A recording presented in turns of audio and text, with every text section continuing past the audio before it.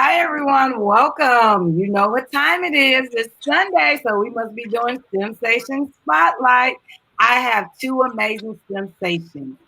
Before I bring them on, let me tell you guys about who I am and everything that I'm up to right now and the really reason why we're here. All right, so I am Nyla. I'm sorry, I'm Nyla's mom. I'm the Keisha Washington CEO and founder of Nyla to Make Enterprises, where we inspire and instill young ladies to have confidence, character, and class as they become future leaders. We want them to become future STEM leaders. That's just because we're biased, but we just want to really promote them to become leaders. And so we are instilling them and equipping them and educating them with skills that they would need in whatever job they choose.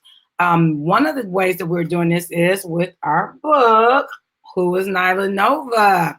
And so if you have not heard about Who is Nyla Nova, please go to nyladene.com.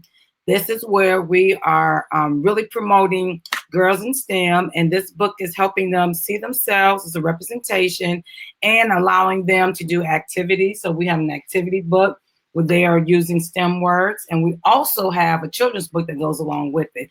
Right now, we have a free code for free shipping called GIFT. And so we're allowing you to send it to someone or purchase it for yourself with free shipping just by putting the code SHIFT. Now, we are here for STEMsation Spotlight, and you might be asking, well, what is a STEMsation?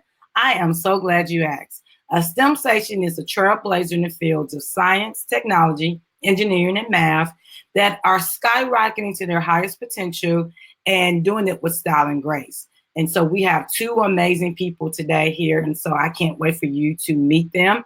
One of our first guests is Abigail. Hi, Abigail. Hi. Now you have to say your last name. I don't want to butcher it. My last name is Otcheres. Okay. All right.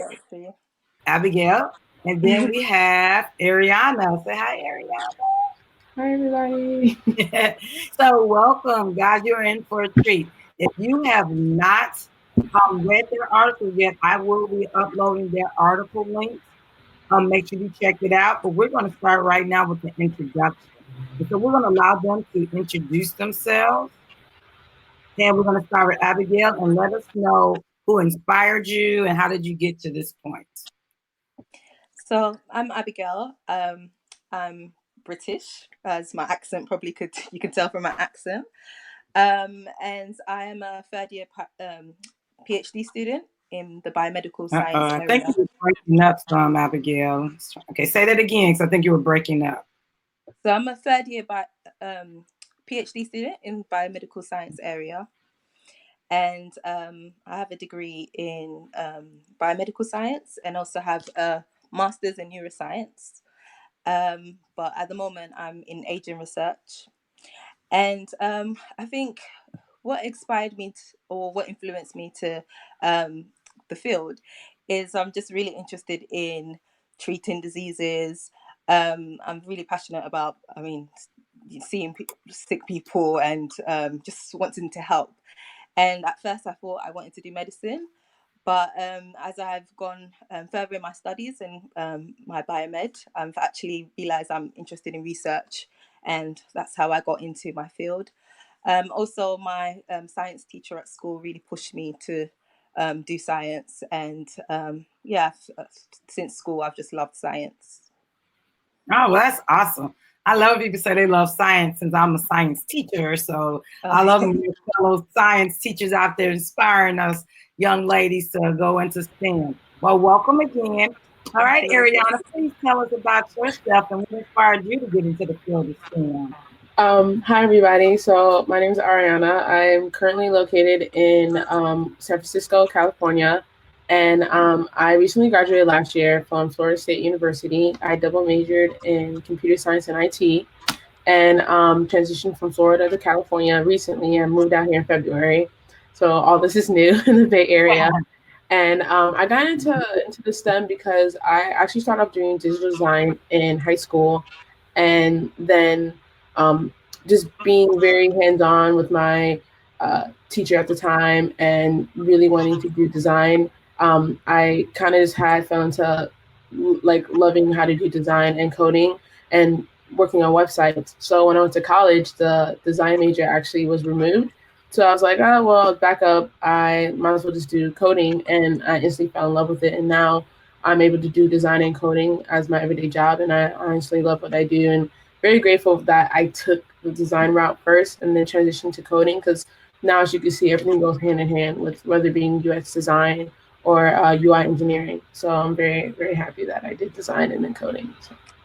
That's awesome. Now, I was reading your article and I was like, what? So, what is your current job? It's interesting. I kind of Um, want to jump into it real quick. Currently, I'm the lead software engineer for the Golden State Warriors. I love what I do. I love basketball, so being able to, talk about basketball to my coworkers and then code throughout my day, sometimes it feels so surreal.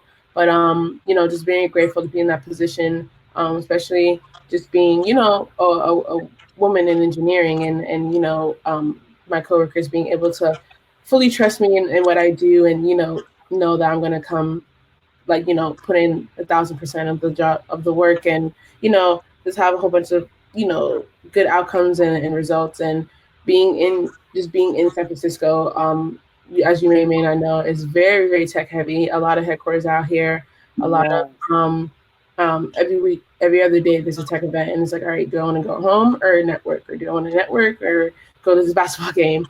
So every day is something for my calendar.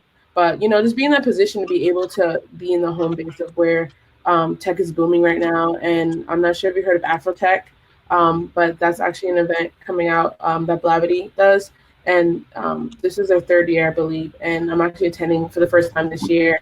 So just being in that environment of just being amongst other minorities too who are in that field and being able to network with others and see what they do and kind of collaborate in different things is really a cool experience to have right now. All right. Well, that's great. I know. And I read that. I was like, wow, just graduating and getting a job like that Yeah. and move very. I ain't gonna say lucky because it is not luck. It's that you are that sensation and you deserve every bit.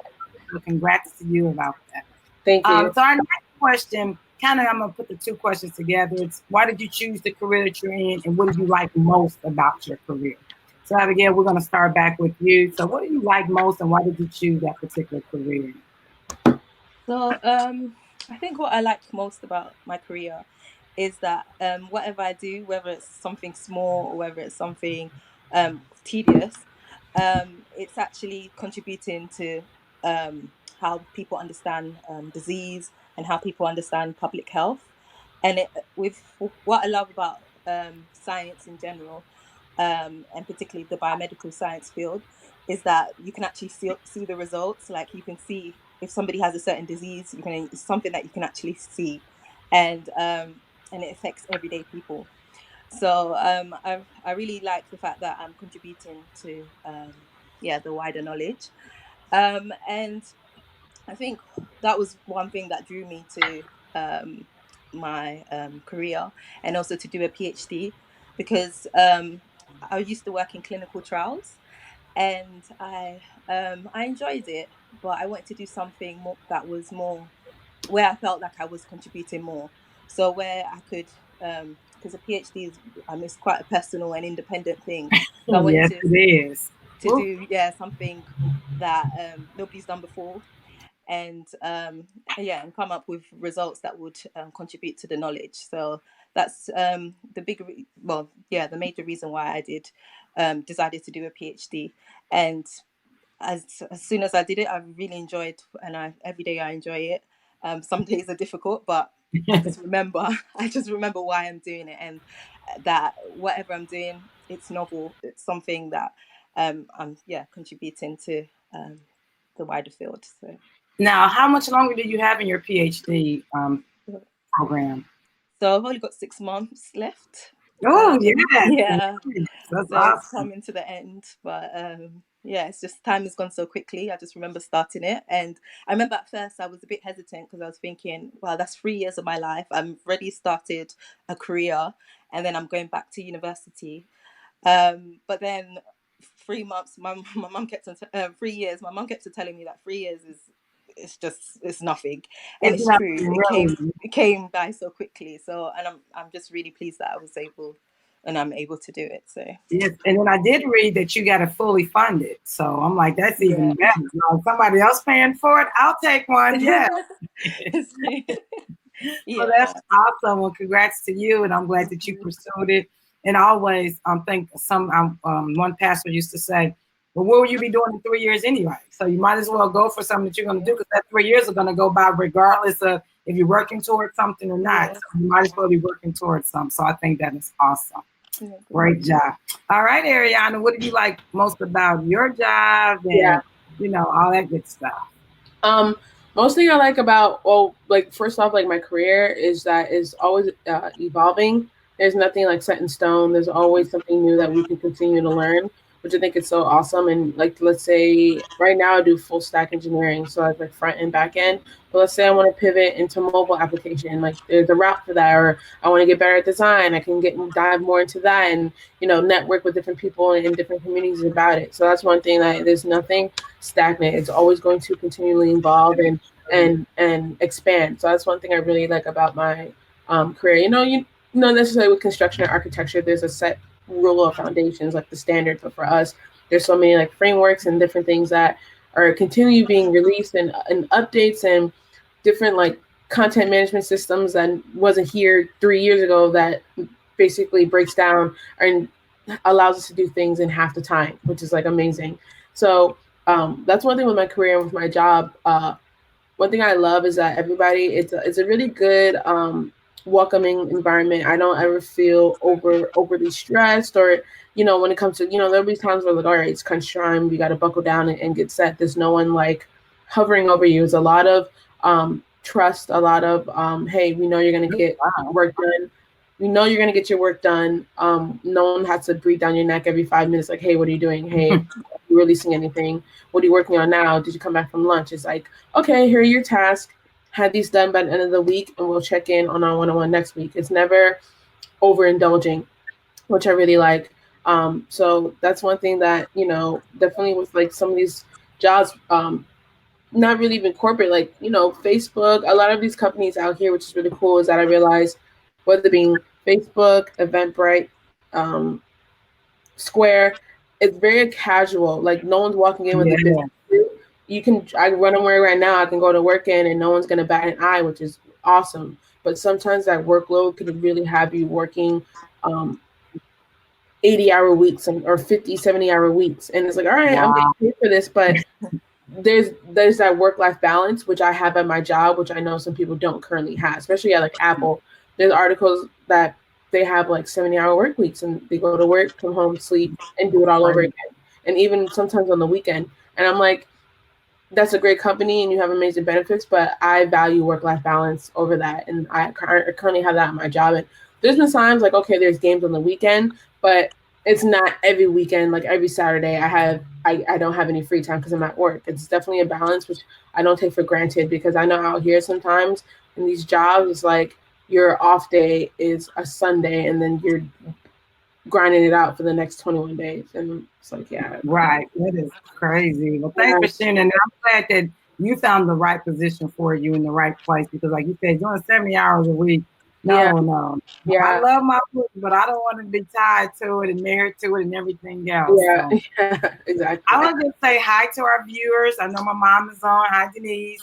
If anyone else is on, say hi. Give us hearts and thumbs up. Remember, we want this to be as interactive as possible. I know we're having some internet connectivity issues because I can hear us going in and out. So just bear with us. Normally, to start getting better. But if you are joining us, I have in the comments, their articles are there. So if you have not read their articles after the show, please go and read their articles because we go more in depth with the articles and you're able to contact them. You can contact them through email and whatever social media profiles that they have if you have more questions. So please check their articles out and leave comments. We're going to keep this show rolling. Um, Now we heard about why you guys chose your career, what you like most about your career. What would you change about your career? And even though, Abigail, you're going for your PhD, even in your educational journey, if there was something you can change about it or would like to see different, and if you had the power to, what would it be? So let me start back with you. I think with PhD, I feel like one thing I'll change is maybe the supervised people supervisors and the student relationship. I mean, I've got an amazing supervisor, but some people may not get that opportunity. So I feel like sometimes, I don't know whether it's just training or just knowing that somebody, you're there to help someone. There's some stories I've heard of people not Did it copying pause? and not encouraging students. So, I mean, if I was in that position of a supervisor, I would do my best to encourage and do my best to inspire people, because of you, somebody could just leave a role. Another thing as well is just diversity. It's really lacking in the field, especially in the higher positions. And I was speaking to some undergraduate students a few weeks ago, and they were saying, "Where's all the black lecturers, especially female women? Where are they?" And I was like, I know, I've researched this actually. I searched this Yeah, I think myself. it's breaking up. Okay.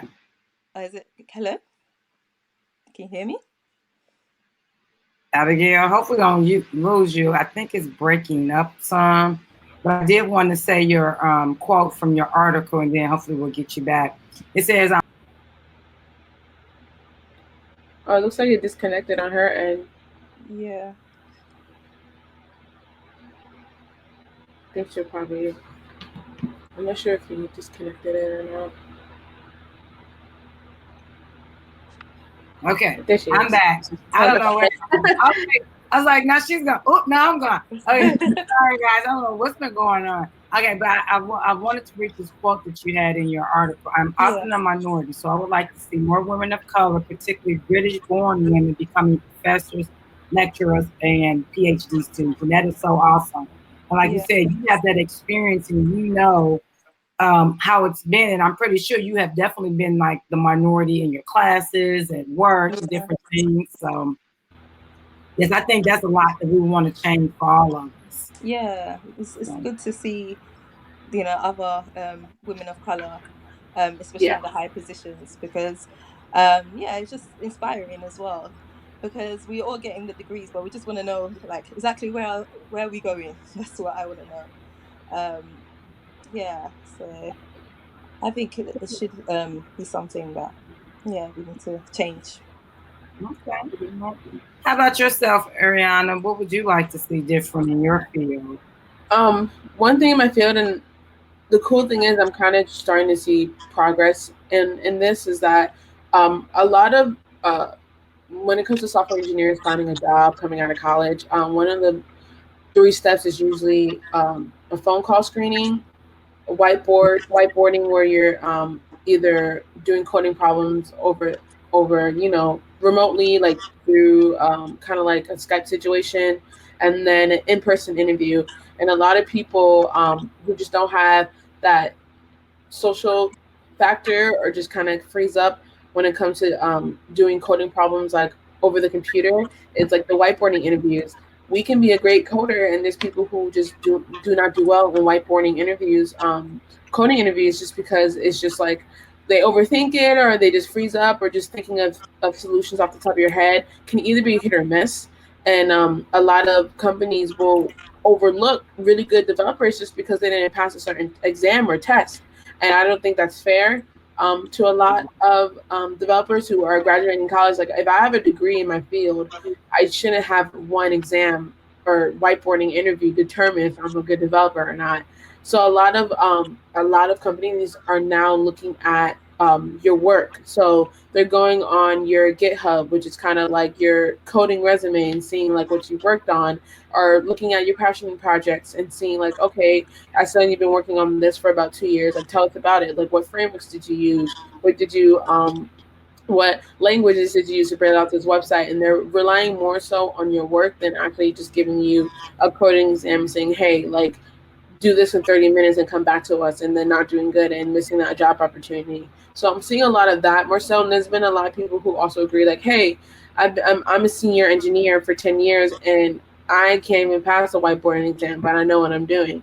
So There's a lot more acceptance of just not relying on coding interviews over the computer and just actually like looking at your resume, your coding resume, and seeing like what you worked on and using that as leverage to get the job that you want. So. Yeah. I think, ladies, we're having technical difficulties because every time we're talking, it's going in and out. It's very choppy.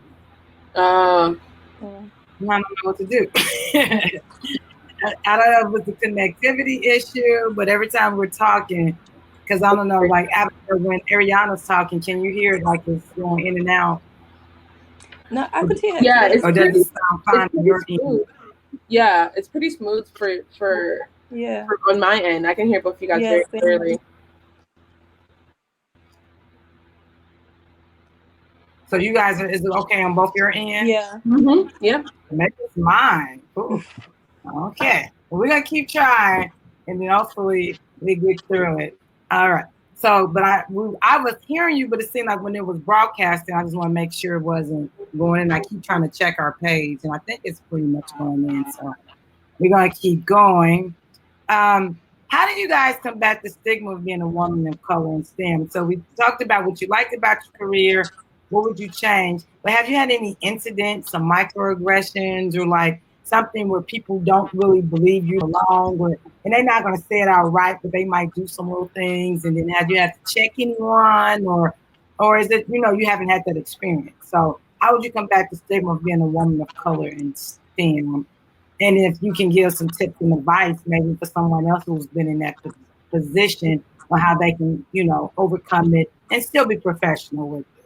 So, Abigail, we'll start with you again. Okay. I personally haven't had any experience. I haven't. Most of the things I feel like sometimes it's in my head. So sometimes I feel like I have the stigma in like that, which kind of stops me from doing things. Or when I'm doing something, I'm thinking maybe the people think I'm not good enough. Maybe the people think, how did this girl get here? So I have my personal stigmas, and every day I have to keep on telling myself that no, I, I'm I have a right to be here. Mm-hmm. I You wouldn't definitely do. Say that again. they Yes. wouldn't Like, they wouldn't let me do this if they knew that if they thought that I was incapable. So I have to really always tell myself that no, just build my own confidence. Just because I'm not from the schools that people went to, the areas that people went to, the educational background. I don't have, even a financial background. Um, but I'm there, so I just have to not compare myself to people. And but everyone, especially in my university, everyone is open. Everyone is friendly. I haven't experienced anything. Um, yeah, apart from my own personal um, stigma over myself. Yeah. all right. Well, while we have you on, what tips and advice would you give for someone that's coming up behind you, like that's want to go into your field or go for their PhD? What tips and advice would you give them? Well, I'll say number one, just go for it. It's Yes, very that. it's something that it takes a lot of commitment and a lot of trusting that you're gonna finish it. So yeah, you just have to go for it and find something that you're really interested in, because although 3 years comes quick, but it's 3 years of doing basically the same thing or the same project, the same topic for 3 years. So you have to, if you don't enjoy it, don't do it. I would also say, even if you just apply, because at first I used to think that I needed a lot of experience and I needed the highest grades, but really it was based on my passion. Yes, you could have all these things, but if you're not passionate about research, then yeah, you wouldn't get it either. And I would also just advise that you also speak to other people. Sometimes it's good to also speak to people who are not in the field and explain your research to them or explain your idea to them, because the more you speak about it, the more the better you'll become, the more confident you become in it. Because I remember when I first started, I didn't know my project, I didn't know my topic, I was actually saying even the wrong thing. But over time I've come to be the expert in the field, because I mean, 3 years working on something, you become the expert. So so yeah, it's just having self-confidence is really important. And um especially with public speaking as well. A PhD is a lot of talks. There's a lot of talks and conferences and seminars that you have to do presenting your research, and that's something I really hated at first. And I was like, no, I don't want to do it. I'm done. I just want to sit at the back, listen to people. But then once you start doing it, you just become so confident, and you're able to speak to anyone and anywhere at any situation. You're just a few weeks ago, I went to Switzerland, and I was able to talk to high lecturers and professors in the field, um, about my research. And before I Wow. started, I couldn't do that. So yeah, it's just, you just have to go for it. And these people are actually interested in what you're doing. And even though they've been in the field for so many years, they'll have that expertise where they can help you and advise you, and even you could advise them. So yeah, it's I think it's a really rewarding field to go into.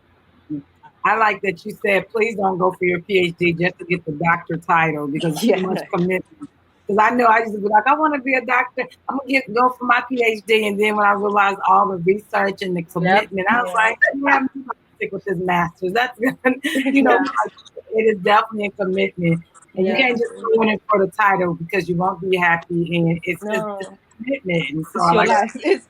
It's actually your life. Like, you can actually go crazy because you're just if you don't like it. Yeah. And Yeah, the hours that sometimes you have to do, if you don't like it, you'll just give up. So it's better yeah. that you And do it then for the I right have reason. the school that I'm teaching at. It's a young lady. She's young, and we didn't even know because she doesn't go by doctor or anything. She teaches chemistry, and she's like, yes, I have my doctor in educational leadership, but I had such. She said I had depression. Like you said, I almost went crazy getting it, and now she doesn't even want to teach or use it. Like I said, but you did all that to get it. Like, don't give it. She's like, I'm done. I don't Yeah. want it anymore. I was like, oh my God. So after that, I was like, yep, I'm good. I'm gonna stay where I'm at. Yeah. My lane. I know what I'm good for. So yeah. All right, Ariana, how have you had any issues with being a woman of color and some people that you might have had to check or just let them know that you should be there? And then what's some tips and advice for those that are coming up behind you? What would you give them? Yeah.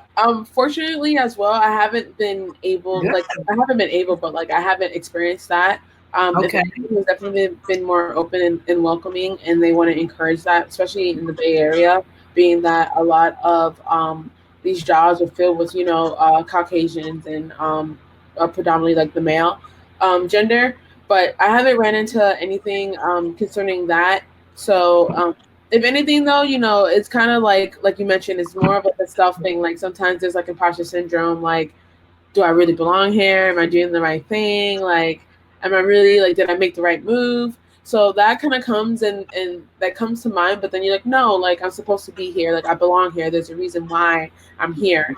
And Yeah, yeah. just kind of giving yourself a seat at the table like that. That's like you put it in, we put in all these years. So why would we second guess ourselves once we work towards like what we wanted to do? Like if I manifest and if I put it out there and manifest what I want and then it actually comes to me, like why am I trying to combat that with my own thoughts? This is always an inner thing. It's never like someone, not never, but it's usually not someone telling you like, oh, you don't belong here, like why are you here? It's usually like, do I belong here? Like, and then you have to think like, no, I'm supposed to be here.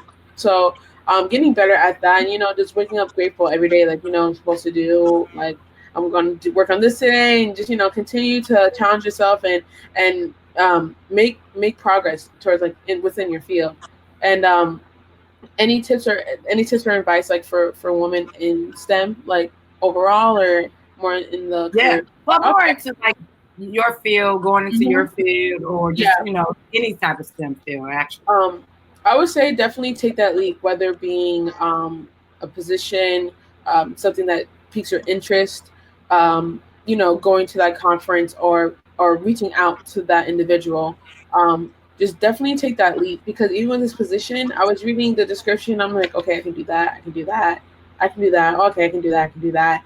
And then I apply, and you like, but like I was reading the description, and there was like moments like, well, I don't know, like, should I really apply for this? Like, they might be looking for somebody else. And I was like, no, take that leap. Like, the worst thing they could say is like, no, and that wasn't the outcome. They wanted to hire me, which was great. So I say definitely take that leap, and whatever it is, just just go in with that confidence, and whatever's supposed to be, within your life, and what you work towards, like it'll come to you for sure. So just definitely believe, trust yourself. Like you worked hard, you put in all these hours, long all nighters. Like it's definitely just take that leap, and you never know where it can take you. So I've done that all throughout my undergrad, and it's gotten me here. So I know for a fact, like whatever, whatever chances you take, going to that conference, sending that email, wanting someone to be your mentor, like just take that leap because Shoot your shot. Shoot yeah, your shot. exactly. Shoot your shot. Like you never know how that outcome is, and definitely I realize that a lot of people within this tech community are more so willing to help and putting you in connections with the right people and getting you to like in the field and what you want to do. So definitely take that leap, I would say. That's awesome. And I want to say, read the article, well, I clipped from the article of your article. You say, continue to work towards the goal of achieving a particular milestone in your tech journey is all that matters and all you need you to focus on. And I like that you said, take that goal, but even more so, because sometimes we have such healthy goals that they're so big. Yes, You say yes, milestones, because then once you hit that milestone, then you go to the next milestone, and then the next milestone, and then So instead of saying I'm going to get my PhD right now, and you just exactly, start with your bachelor's degree, say, hey, maybe I want to finish the first year with this, and make those particular milestones so you don't get overwhelmed, but you continue exactly. to work towards your goals. So I like that from your article as well.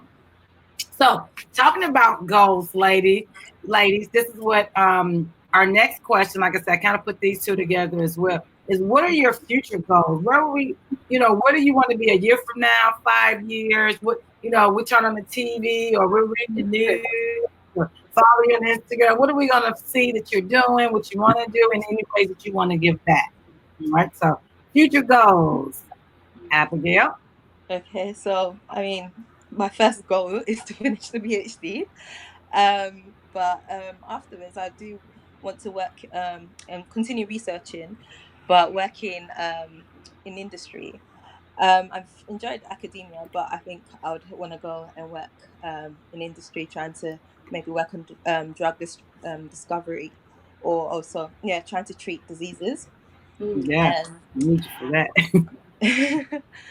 and I also, yeah, so that's where I see myself. And also in terms of giving back, I'm really passionate about, well, people succeeding, and I really, especially young people, I just want to encourage people to just be the best that they can be.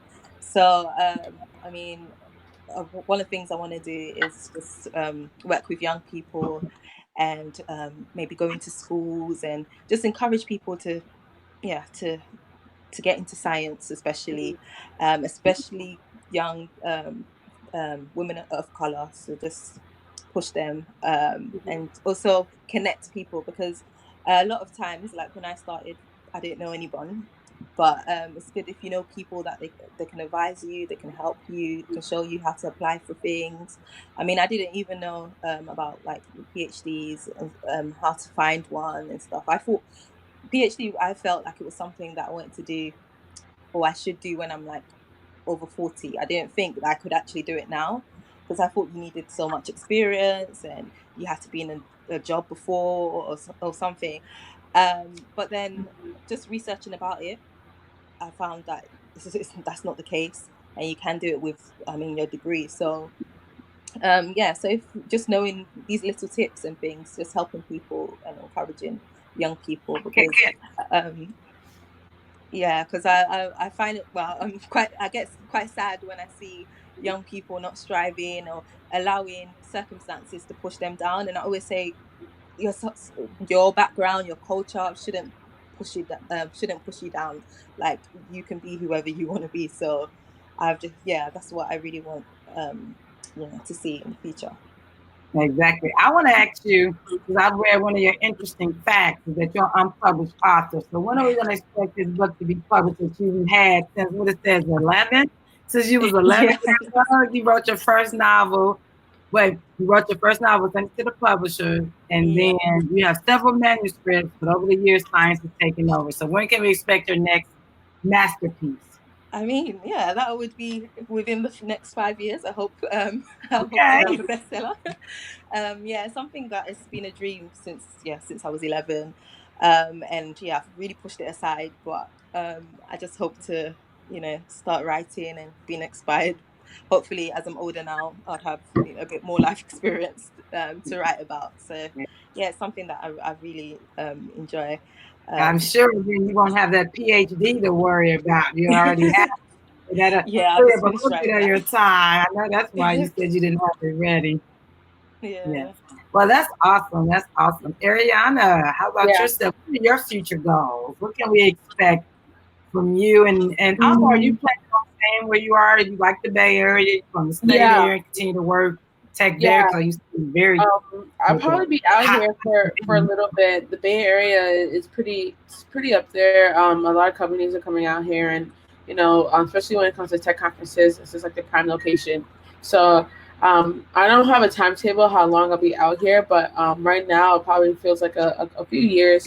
I really like it out here, and then for my future goals, I definitely want to speak more when it comes to like panel discussions. I've done like different things like whether talking in like a panel or within a group setting over like a web session, but definitely wanting to speak more.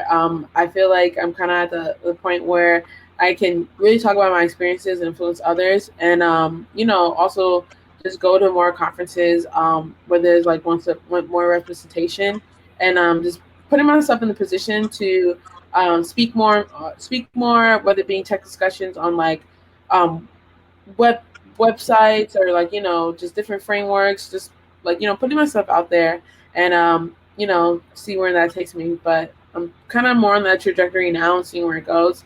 But that's definitely one of my things, just leveling up in my position, probably getting to like a senior level, and kind of having like my own mini dev team where I currently work.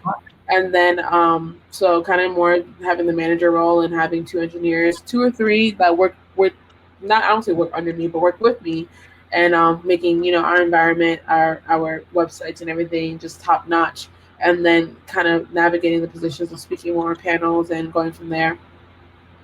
So All yeah, right. And then I did read about your what you do, your interesting fact, and so you love going to basketball games. So like you being connected now yeah, to go. Hey, do you get yeah, any games and yeah. stuff? Exactly. Yeah, yeah. Like I go to different. There was a game last night. We played the Lakers, so that was really fun to see. Our typical rivalry between the Warriors and Lakers, and we got Right. excited. So I went to last night's game, and then just having friends in the NBA. You can fly to Dallas, fly to New York, and then Ah, city, I'm and so jealous right now. yeah, yeah. So you just don't abuse it, but it's just like you really have that genuine connection with them. You return the favor.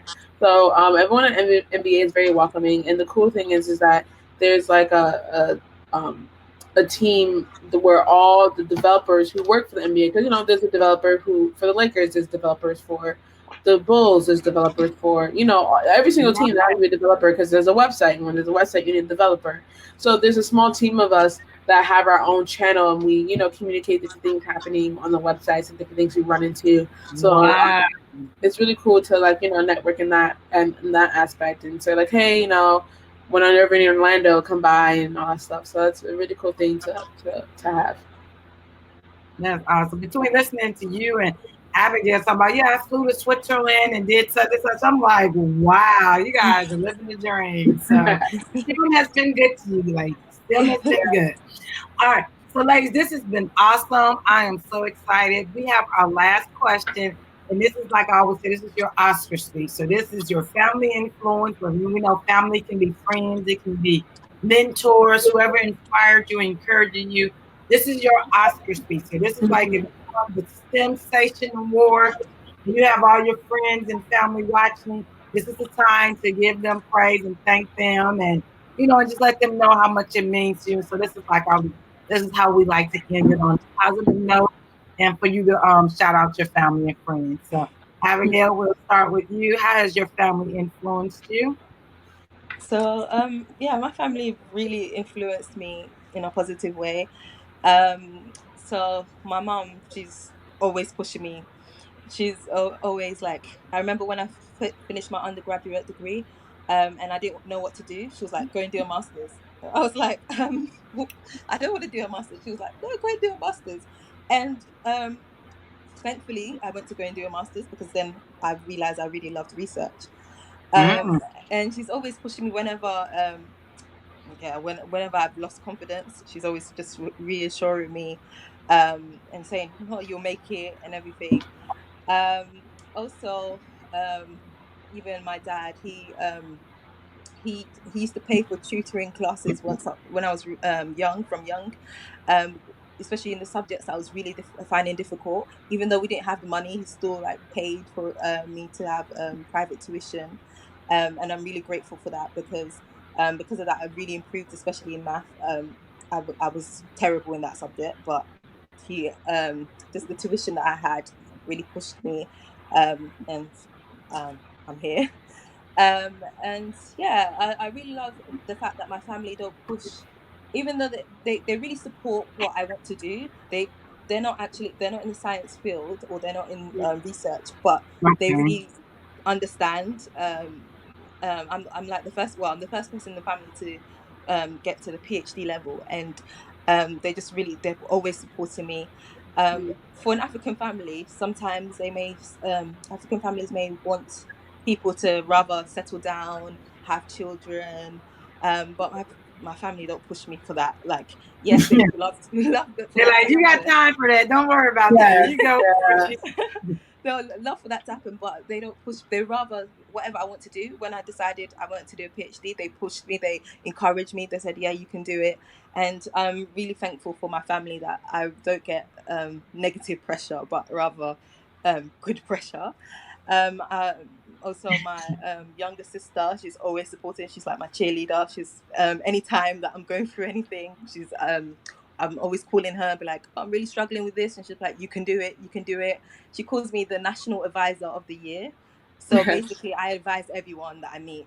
And she's like, yeah, that's your Oh, role. And it's true. So when it comes to my turn, she's like, remember, you're the national advisor. You've got this. You've got this. yeah. And yeah, so she's really my voice of reasoning. And all my friends as well, like they're really supportive. Even though we've all gone to different paths, even though we may have done the same degrees or done different degrees, but everyone is so supportive of me, and that's what I really love, because I feel like I mean, most of my friends are Black women, and they really supportive. We really support each other. We really want to see that's each other awesome. shine. So yeah, I just really yeah, just thank my family for just always supporting my dream, even when I come home with the weird stories about what happens in the lab and stuff. They're just like they just, everyone just understands. They're like, they really supportive, especially going from a career. um I just needed that support, financially and everything. So I just really thank my family, because yeah. Well, They that's just, awesome. yeah. That's good. I have Atiba Nelson. She always watches. And I wanted to say thank you. She says, send in some Trinidad love, Queen. So she's always watching. Yes, I And saw that. she's there. So yes, thank you. Thank you. All right. And I also put on here from your article, you said you're first generation in Britain. Your parents Yes. migrated from Ghana over 30 years ago now. And I Yeah. think you're talking about how they supported you with that positive pressure. And they Yeah. didn't pressure you to do something that you didn't want to do, settle down and have kids. You got plenty of time for Yeah. that. You Even PhD. profession wise, they never told me to do anything like another subject.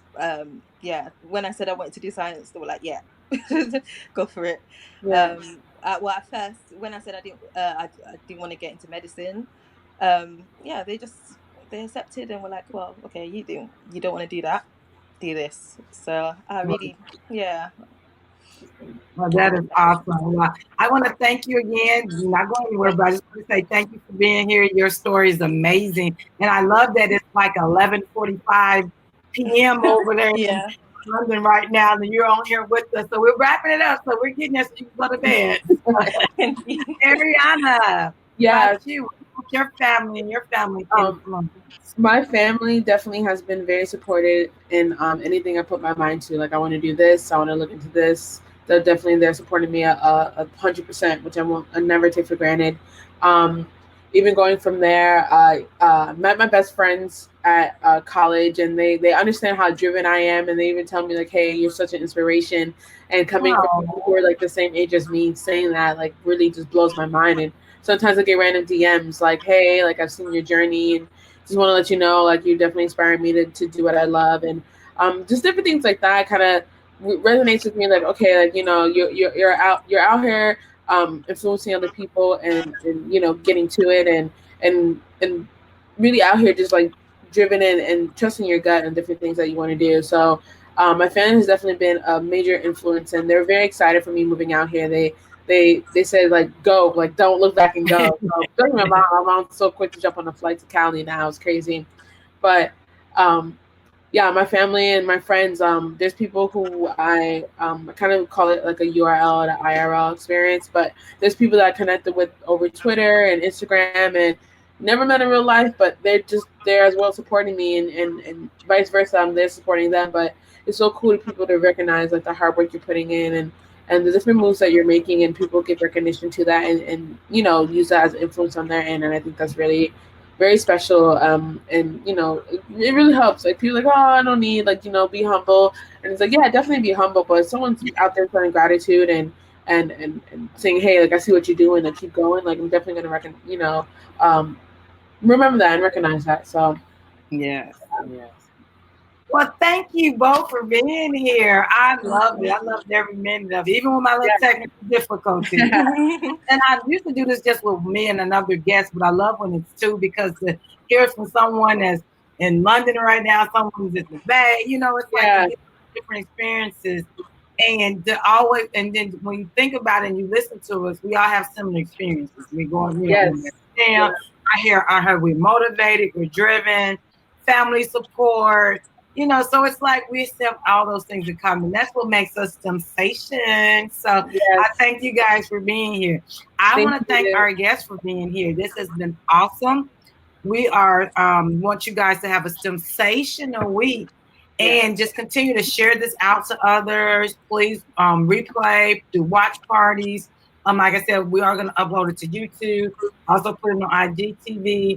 We want to get the message out there that we are sensations. Our spotlight is shining, and we're no longer dimming our light. And so that's why we do this every Sunday. And we just thank you guys for being here, especially the ones that are faithful, Denise Evans and T. Nelson. Thank you guys for always being here. And thanks to our guests. You guys had to fill that questionnaire out. You had to schedule some time. I was going to say on the Sunday evening, but it's like Sunday night, almost Monday morning for Abigail. So yeah. so much. I'm Thank going to you. end this broadcast right now so everyone can get on with their week. But thank you guys. Be Thank you sensational. Have again. a positive week. Ladies, you stay on. I'm going to end it. I just want to say Okay. bye off of camera. But thank you guys for tuning in. We'll be back here on Sunday at 6 for STEMsation Spotlight. But we're also starting something Tuesday at 6:30 called 2 Cent Tuesdays when we're talking to parents and educators. So please tune in this Tuesday at 6:30. But thank you. Bye. Nyla Janae. Bye, guys. Bye.